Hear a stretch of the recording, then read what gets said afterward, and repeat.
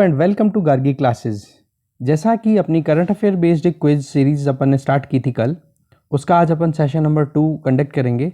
और अपना टारगेट ये रहेगा कि किसी भी पर्टिकुलर डे का, मैं ये नहीं बोल रहा कल का परसों का कभी की, किसी भी पर्टिकुलर डे का अपन इंपॉर्टेंट करंट अफेयर उठाएंगे, उनमें से क्वेश्चंस बनाएंगे और क्वेश्चंस के आंसर के साथ में अपन करंट अफेयर कवर करेंगे।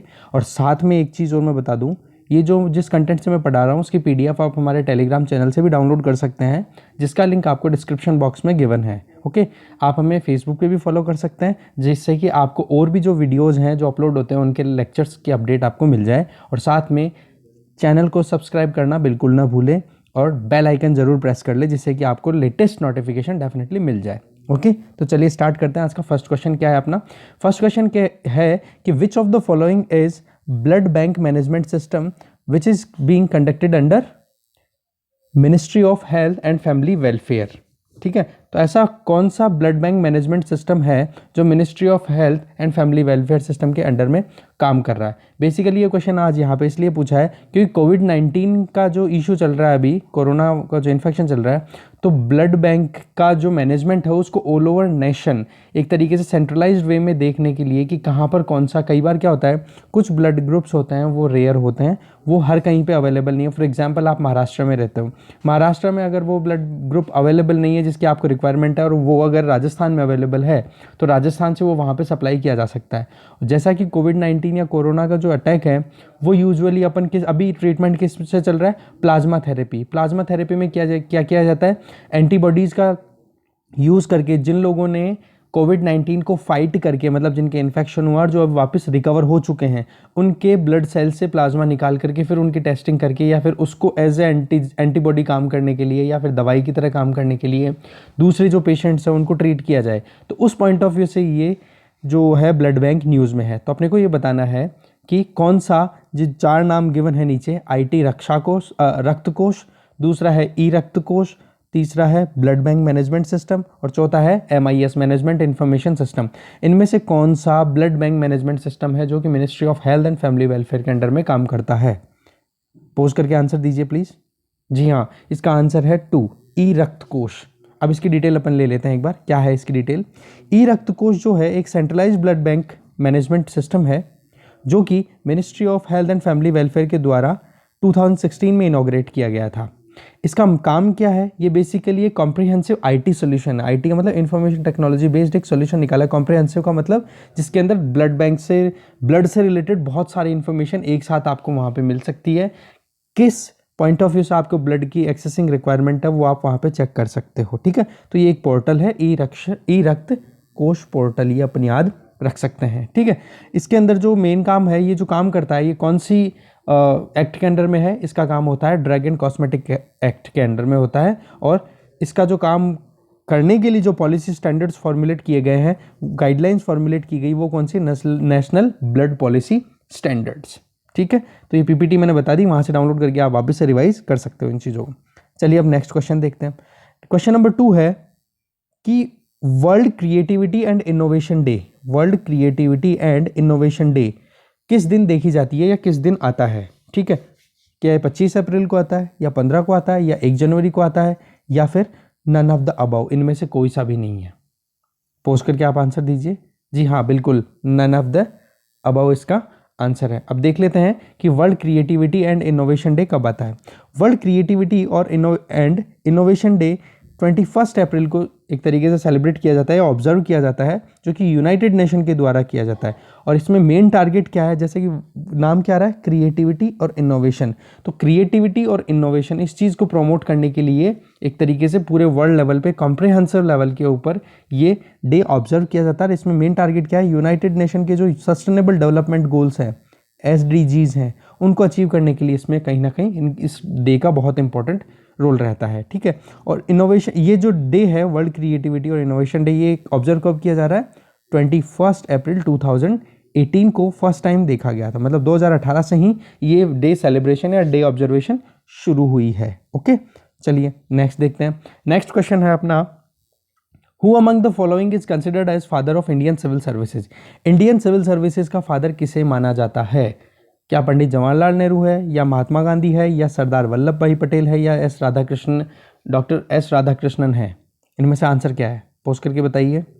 जी हाँ, इसका आंसर है 3, सरदार वल्लभ भाई पटेल। बेसिकली ये जो कॉन्टेक्स्ट है, कॉन्टेक्स्ट इसलिए है क्योंकि 21 अप्रैल को हर साल अपन सिविल सर्विसेज डे की तरह ऑब्जर्व करते हैं, सेलिब्रेशन होता है।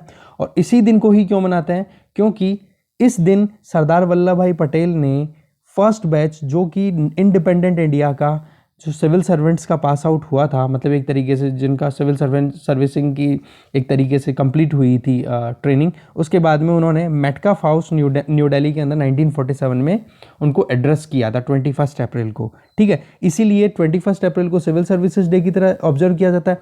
और सरदार वल्लभ भाई पटेल ने ही इस सिविल सर्विसेज को प्रमोट किया था। और सरदार वल्लभ भाई पटेल ने एक चीज़ बड़ी इंपॉर्टेंट कही थी इस एड्रेस के ड्यूरिंग, कि जो सिविल सर्वेंट्स है अपने, जो वो इंडिया के स्टील फ्रेम है। क्या है?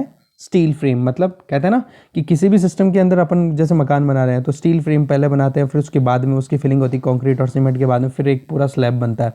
तो बेसिक जो स्ट्रक्चर है वो क्या है? अपना सिविल सर्विसेज। क्योंकि यूजुअली जितने जो पॉलिटिशियंस हैं वो तो क्या होते हैं, इलेक्शन जीतेंगे तो नेक्स्ट ईयर मतलब नेक्स्ट सेशन में आएंगे 5 साल बाद में, अगर हार गए तो बाहर है।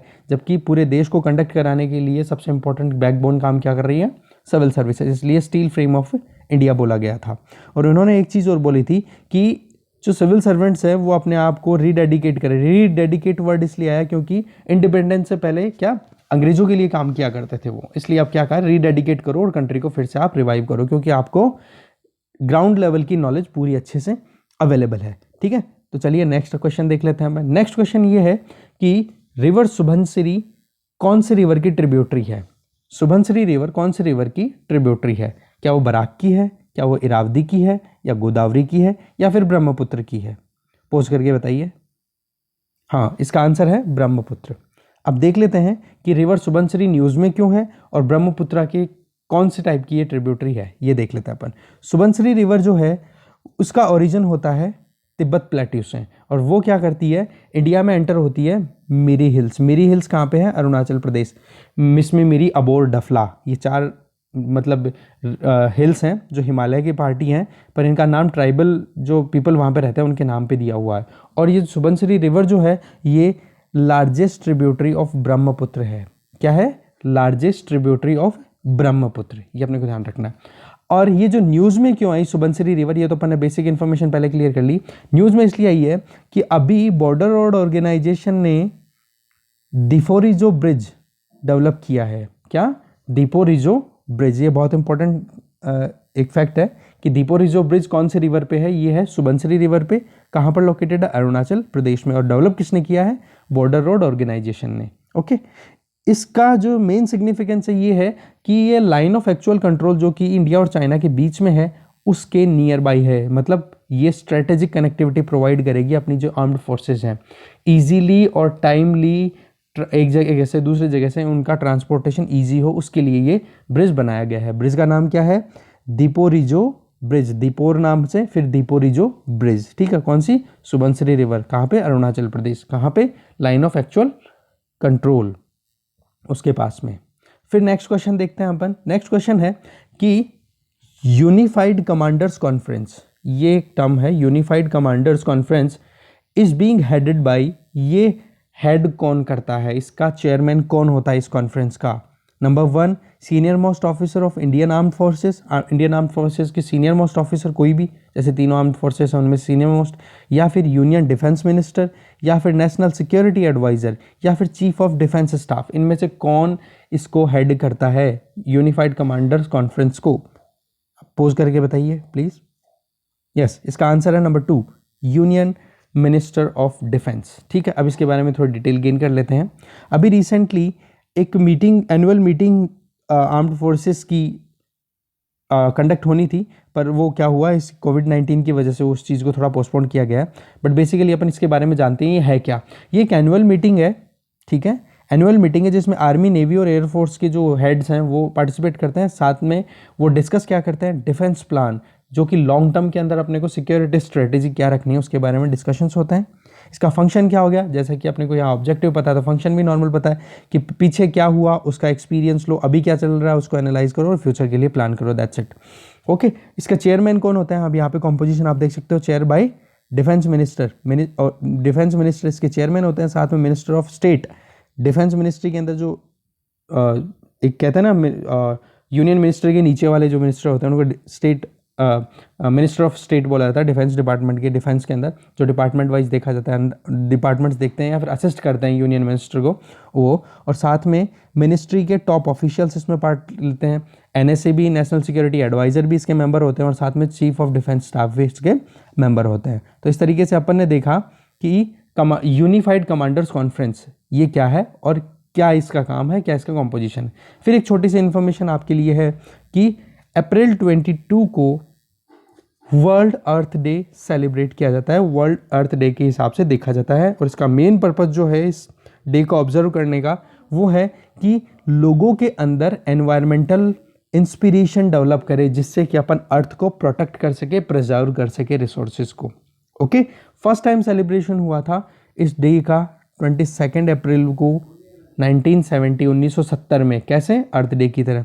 और ये सेलिब्रेशन कौन करता है, ये ग्लोबली सेलिब्रेट होते हैं, और जिसमें अर्थ डे नेटवर्क, मतलब ये पर्टिकुलर एक नेटवर्क डेवलप हुआ है जिसके अंदर ये सारे मिलकर के पूरी धरती पे जितने भी 193 कंट्रीज़ हैं जिनके अंदर ये अर्थ डे नेटवर्क स्प्रेडेड है, वहाँ पर ये डे सेलिब्रेट होता है। ओके, और मेन टारगेट क्या हो गया, to preserve and protect the earth. तो इस तरीके से आज का अपना इंपॉर्टेंट डिस्कशन जो 5 क्वेश्चंस थे वो, और साथ में एक अपना टॉपिक ये अर्थ डे वाला कवर हुआ। Thank you very much for watching this video. Do subscribe our channel, please share the video and press the like button and don't forget to subscribe our channel and please bell icon को भी आप press कर लो जिससे कि आपको latest notification मिल जाए। Thank you very much for watching this video.